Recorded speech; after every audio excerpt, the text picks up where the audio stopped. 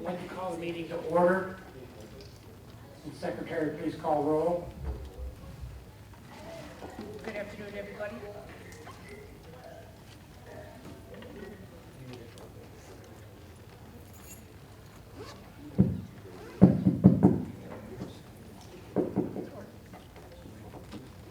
Good afternoon, everybody.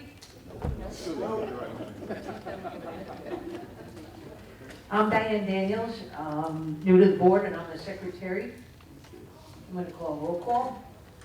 President Gundry, Present. Vice President Ricketts, Present. I'm here. Treasurer Richard Resnick. Director Shirley Bardell is absent. Director Susan Martucci. Director Ray Martin, Randy Martin, and Director Ray Shaw. Here. Okay, we're all here, except for Shirley, you guys won't. Before we get started, you can see there's been a few changes for the board. We have two new board members here, Diane and Richard. Obviously, we've had a change in officers. I'm Jim Gundry, I'm the new president for the Federation Board. I'm watching back, I'm unsure what's going on. Tom Ricketts is vice president. Diane is our new secretary, and Richard is our treasurer. And with that, please stand for the pledge.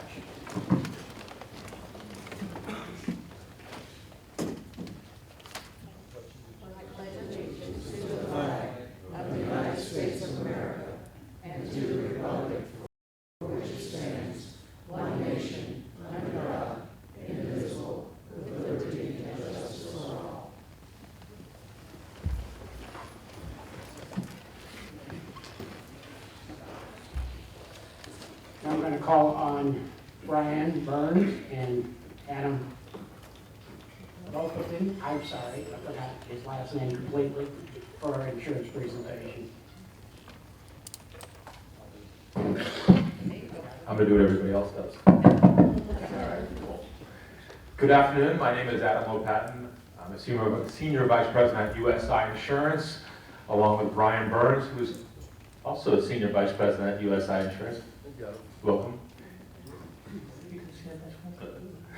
Anyways, I run the condo division for USI. We are your insurance broker. This is our third year renewing your insurance.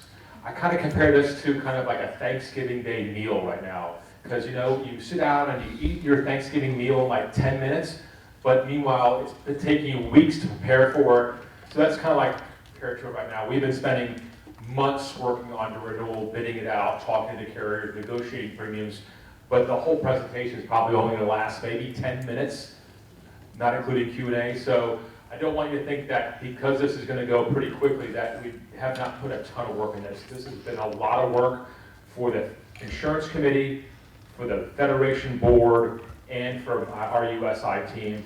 The marketplace has been an absolute mess. So it's been harder than ever before to get bids out that are competitive for almost $1 billion of insurance. So again, it's going to go quick. You're probably happy it's going to go quick.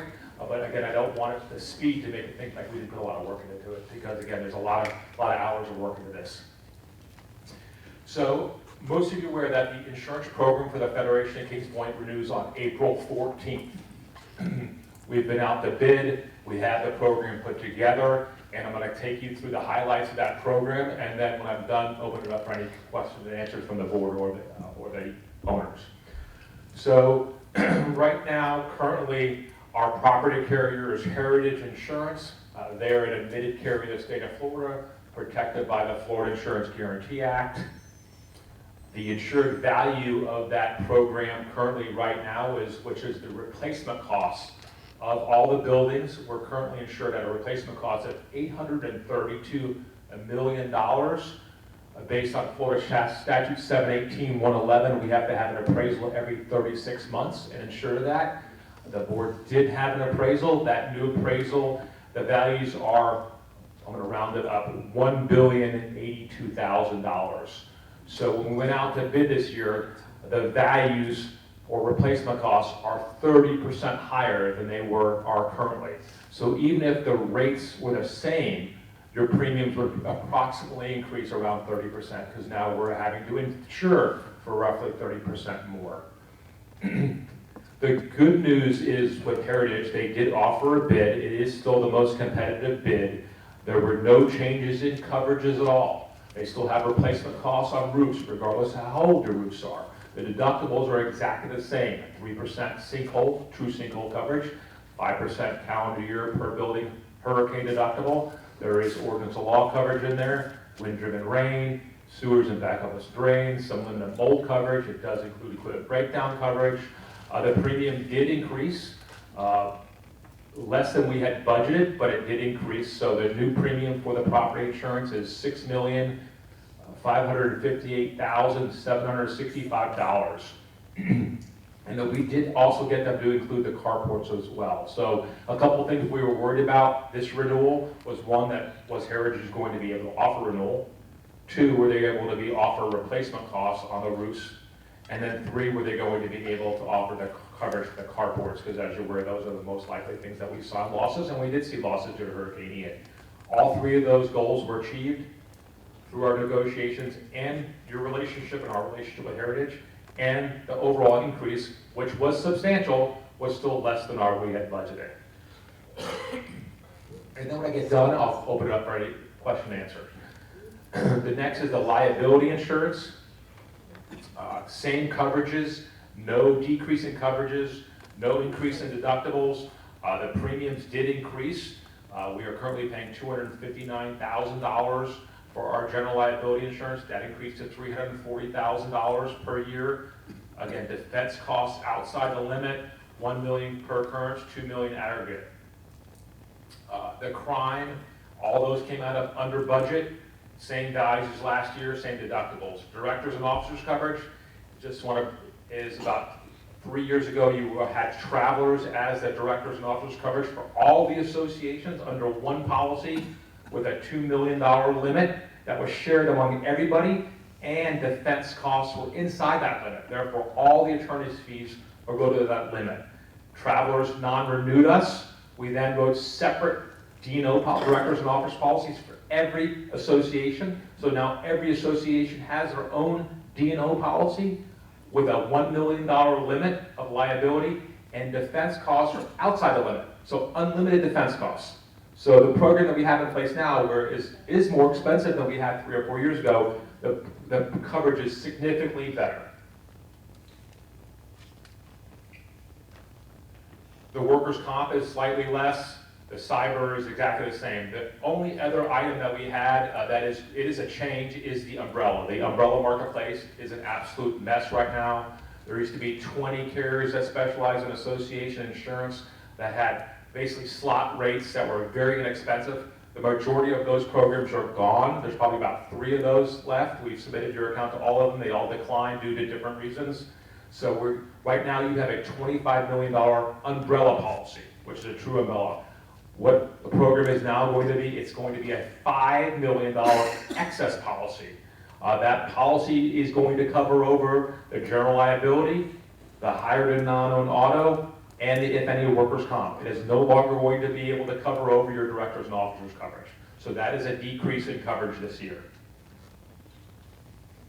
So overall, the premium this year is $7,482,237.46, which is roughly $8,000 less than we had budgeted 5 or 6 months ago, which is a miracle. Most of our clients are seeing increases in premiums anywhere between 75 and 100%. Ron and I tell our clients all the time, anything less than 100% increase right now is a good renewal. Some of our clients are seeing increases in premiums with decreases in coverage to 300 or 400%. So, and they're having to do special assessments. So the good news for you guys, the program overall is almost exactly the same, and it is a big increase, but it's under budget. Jim, that's the high level. Any questions for the board?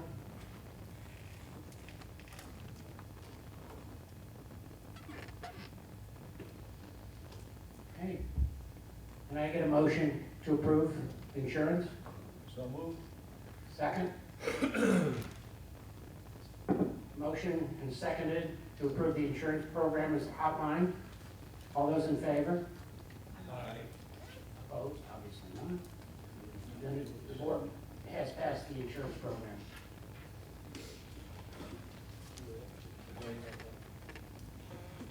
Wait a minute. All right. It's for us to approve. Right now, Brian said you said you were going to open up the Q&A. Yeah. Well, I can open it up now for Q&A, but any questions from the, Yeah. come up to the mic? Let me, yeah, I can bring you the mic. Hold on. Clarification on the umbrella, we had 25 million, that goes away, right? That's We correct. now have a 5 million excess on Correct. umbrella, that's okay, That's right. thank you. Yep.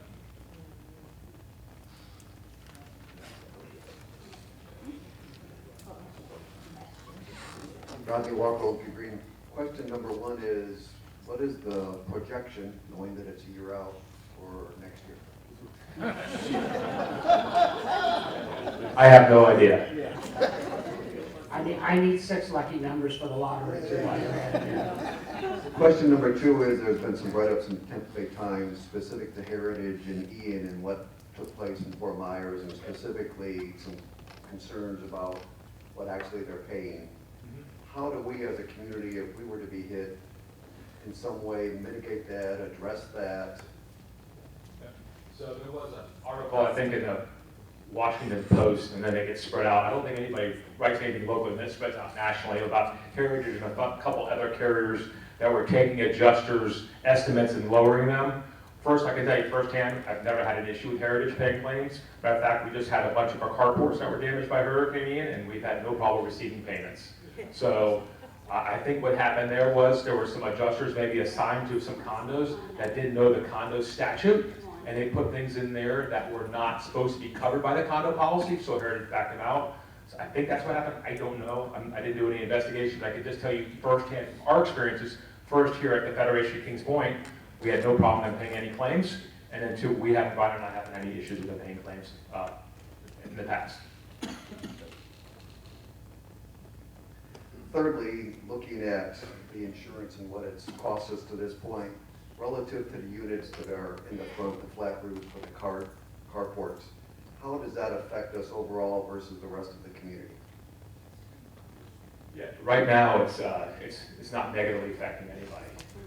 But if Heritage didn't offer renewal and we had to go somewhere else, it could. But right now, the age of the roofs for the carports are not affecting the community at all, any adversely. Okay.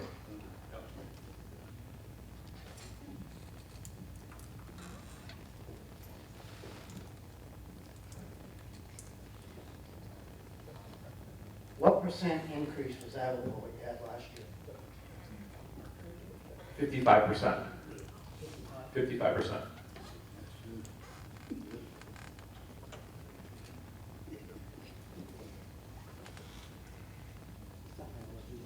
Ruth Glenn, Illinois.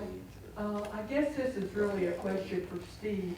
Have you calculated what or has someone in your office calculated what the cost per unit per month is going to be reduced? Yeah, I don't want to speak for Steve, but it's already in your budget.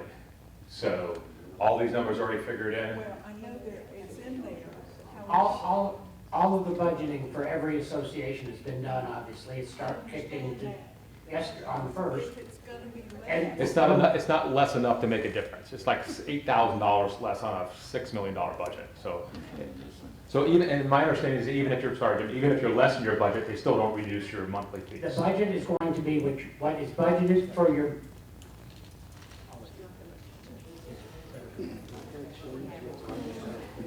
the per unit per month in 2024 for your property coverage is 102.69. The liability is 1685, and again, that was from the budget key, which is the entire community. So on your specific association budget, those numbers are already plugged into your budget. So we feel that these numbers are going to be very close to what's on your budget. Any other questions? You're over your limit, I'm sorry.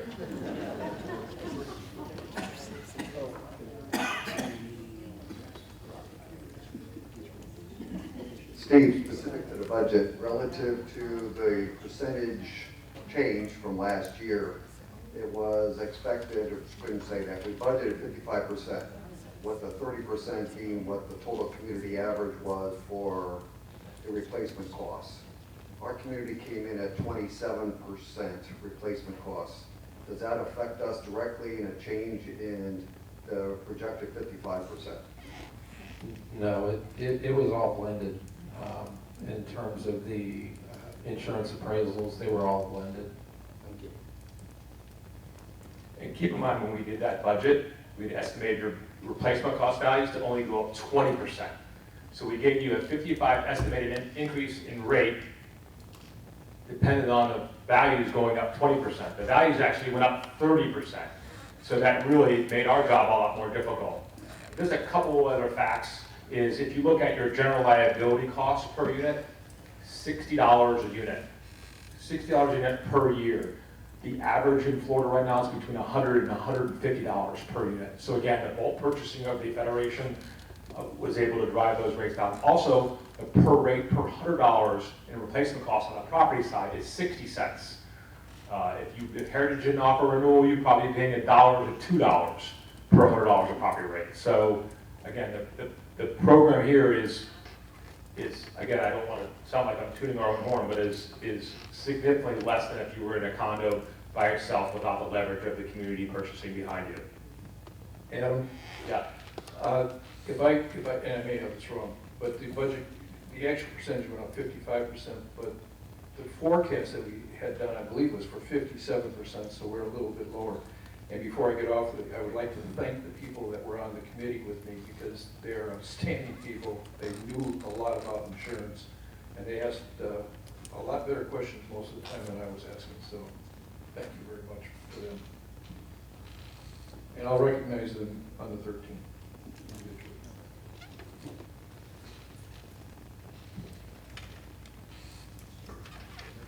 This carpeting is hard to see stuff on. Amber Delacus, Gloucester K. Will the age of the roofs in Kings Point become an issue with obtaining insurance since the legislature's changed? Yeah. Two important factors that are currently focus points of property insurance carriers are one, replacement costs, and two, roofs. Most carriers do not want to insure roofs that are over 20 years old and have less than 4 years of life expectancy. So again, if Heritage was not willing to offer renewal, the age of the roofs become more of a focus point. And I cannot stress to everybody enough that if your roofs are have less than 4 years life expectancy, you need to start your project and get a new roofs, because it will become an issue going forward. We're just lucky it's not an issue right now.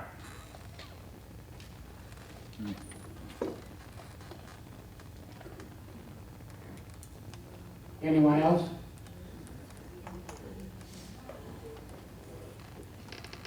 If you have any other questions, they'll be here for a few minutes after the meeting to answer them. And if not, could I have a motion to adjourn?